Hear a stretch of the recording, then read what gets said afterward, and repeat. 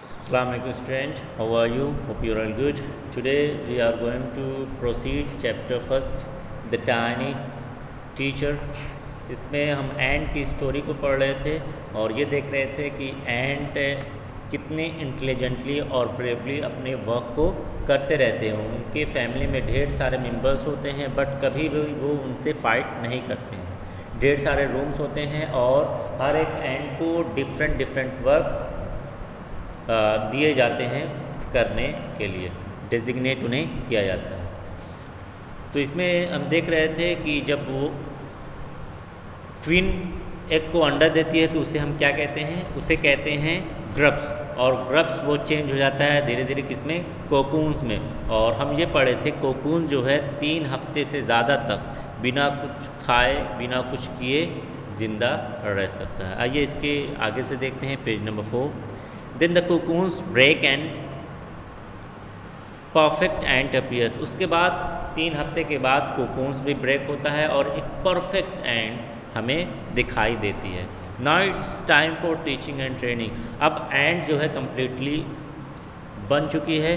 अब उसके बाद क्या किया जाता है, एंट को सिखाया जाता है और उसे ट्रेनिंग दी जाती है।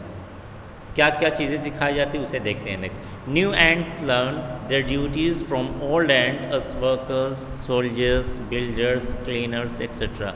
अब जो नई एंट है वो अपने पुराने एंट से डिफरेंट ड्यूटीज़ को सीखती हैं, अलग अलग ड्यूटीज़। जैसे किस तरीके से वर्क करते हैं, वर्कर्स के रूप में क्या रोल होता है, सोल्जर्स के रूप में क्या वर्क करना पड़ता है, बिल्डर्स के रूप में क्या वर्क करना पड़ता है, क्लीनर्स के रूप में, और इसी तरीके से और भी डिफरेंट वर्क्स होते हैं जिनको ये एंड्स परफॉर्म करती हैं। तो ये सारे ड्यूटीज़, ये सारे टीचिंग्स, ये सारी ट्रेनिंग उन्हें सिखाई जाती है। After a few weeks training the small ants are ready to go out into the big world of work.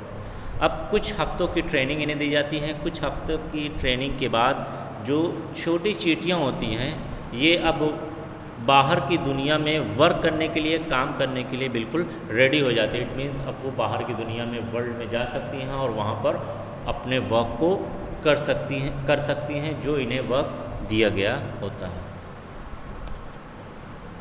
An ant hill is a home not only for ants but also for some other creatures, beetles, lizard breeds of ants and the green fly। अब हम पढ़ रहे थे कि जो एंट का जो home होता है उसे हम कहते हैं एंट हिल। अब जो एंट हिल जो होम होता है चींटियों का, वो केवल एंट्स के लिए नहीं होता। It is not only for ant but also for some other creature. It means इनके घर में कुछ और भी क्रिएचर्स रहते थे, जैसे फॉर एग्जांपल बेटल्स भी रहती हैं, कुछ एंट की और छोटी प्रजातियां, लेजर ब्रीड कहते हैं प्रजाति, एंड द ग्रीन फ्लाई, और साथ में क्या रहती है, ग्रीन फ्लाई। तो ये सारी क्रिएचर इनके होम्स में रहती हैं इनके साथ। Why do ants want this alien creature to live in their nest. Alien कहते हैं बाहरी। तो यहाँ पर ये क्वेश्चन आता है हमारे माइंड में कि ये जो एलियन क्रिएचर है, जो बाहरी क्रिएचर है, एंट के अलावा और दूसरे क्रिएचर क्यों इनके साथ इनके होम में रहती हैं। For several reasons, some give off smell pleasant to the ant senses, other give sweet juices and some other just pets और plaything like cats and dogs to human beings. देखिए ये जो क्वेश्चन आ रहे हैं कि ये क्यों एंट्स के घर में रहती हैं एंट्स के साथ, तो इसके कई रीजन्स है।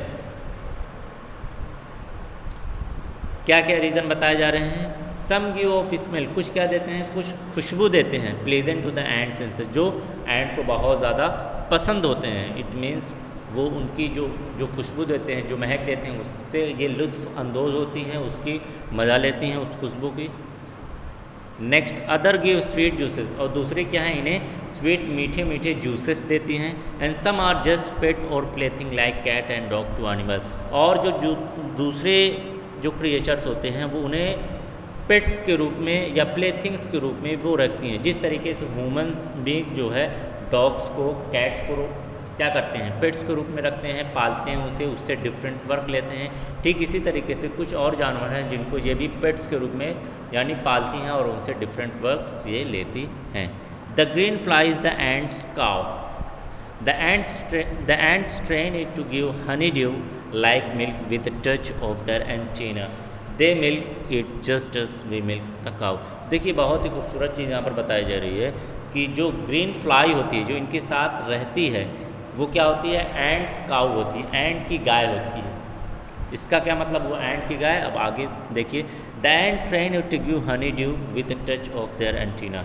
अब होता क्या है कि जो एंट है इसको ट्रेनिंग देती है, ग्रीन फ्लाई को ट्रेनिंग देती है कि जब भी इस ग्रीन फ्लाई को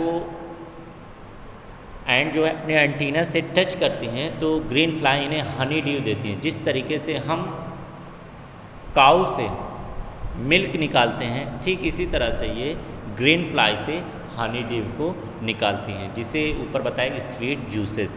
दे milk it just as we milk the cow. ये ठीक उसी तरीके से मिल्क करती हैं जिस तरीके से हम काऊ से दूध को निकालते हैं, ठीक इसी तरीके से ये क्या करती हैं? ग्रीन फ्लाई से हनी ड्यू को निकालती हैं। कैसे? एंटीना से टच कर कर। तो देख सकते हैं किस तरह से और भी क्रिएचर होते हैं जिन्हें पेट्स के रूप में ये रखती हैं। Have humans learn as much as an ant have? यहाँ पर क्वेश्चन ये आता है, क्या इंसान ने एंट्स के जितना सीखा है? इट मीन्स जितना एंट्स जानती है क्या उतना इंसान भी, ह्यूमन्स भी जानता है? Perhaps they have.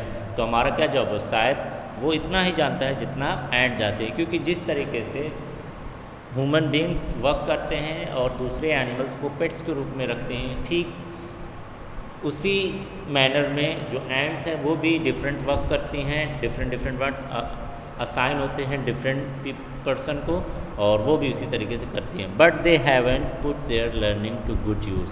लेकिन इंसान ने जो उसे कुछ मालूम है उस मालूमात से सही यूज़ नहीं किया, उस अपने मालूमात को, उस लर्निंग को सही से यूज़ नहीं किया है। हमें जो भी चीज़ पता होनी चाहिए, जो भी इंफॉर्मेशन पता होनी चाहिए, हमें उसका सही इस्तेमाल करना चाहिए, है कि नहीं? सही इस्तेमाल करना आना चाहिए। अगर हमें सही से इस्तेमाल करना नहीं आता है या हम उसका इस्तेमाल नहीं करते हैं जिस चीज़ के बारे में हमें इन्फॉर्मेशन है, तो फिर इन्फॉर्मेशन हमारे किसी काम की नहीं होती। तो इंसान करता क्या है? उसे जिस चीज़ की भी इन्फॉर्मेशन होती है, जो चीज़ भी वो जानता है, उसे वो सही से यूज़ नहीं करता, तो उसके लिए तो वो चीज़ बेकार हो जाती है। But on the other side जो एंट हैं वो क्या करती हैं? वो अपने इन्फॉर्मेशन को करेक्टली यूज़ करती हैं। They may still learn a few things from this tiny teacher. Hard work, sense of duty and discipline, cleanliness, care for the young ones, and above all, a firm loyalty to the land where they live. अब देखिए उसके बाद इन सब के अलावा जो human beings है वो इन टाइनी टीचर से बहुत सारी चीज़ें फिर भी सीख सकता है। इन सब के बावजूद भी क्या क्या चीज़ें सीख सकता है? देखिए हार्ड वर्क, जिस तरीके से एंड जो है कड़ी मेहनत कर कर क्या करती हैं, अपने फ्यूचर का इंतज़ाम करती हैं। Sense of duty and discipline, और ड्यूटी के प्रति कितनी ज़्यादा ये ईमानदार होती हैं। डिफरेंट वर्क, कुछ वर्कर्स का काम करती हैं, कुछ क्लीनर्स का काम करती हैं, कुछ बिल्डर्स का काम करते हैं, और कुछ इसी तरीके से गार्डिंग का काम करती हैं। तो सेंस ऑफ ड्यूटी और डिसिप्लिन कितना होता है? इट मीन्स जिनको ये काम, जो काम दिया जाता है वो चुपचाप अपने वर्क को करते रहता है। डिसिप्लिन बिल्कुल होता है, कभी इन्हें डांटने फटकारने की ज़रूरत नहीं पड़ती। क्लीनलीनेस और सफाई कितनी ज़्यादा होती हैं। कुछ वर्क बीज ऐसी होती है जिन्हें डिज़ाइन असाइन किया जाता है क्लीनलीनेस के लिए। Care for the young ones, और कुछ ऐसी बीज होती हैं जो क्या करती हैं, अपने यंग वंस का ख्याल रखती हैं, केयर करती हैं। तो इनसे ये भी चीज़ें सीखी जा सकती है। एंड अबव ऑल, और इन सब के ऊपर a firm loyalty to the land, एक firm loyalty, a firm loyalty means to the land, means ये जिस लैंड पर रहती हैं, जहाँ पर ये अपने होम को बनाए रहती हैं, उसके प्रति कितनी लॉयल, वफादार होती हैं। वो वहाँ पर किसी तरीके से किसी और को नुकसान नहीं पहुँचाती, दूसरे क्रिएचर्स को रहने देती हैं। बट हम ह्यूमन बींग्स हैं, हम जहाँ पर रहते हैं बहुत सारे गलत काम करते हैं। हमें इन एंड से बहुत कुछ सीखने को मिलता है। तो hope you got a very good lesson from this chapter. Now we are terminating the class. Okay, Assalamu alaikum.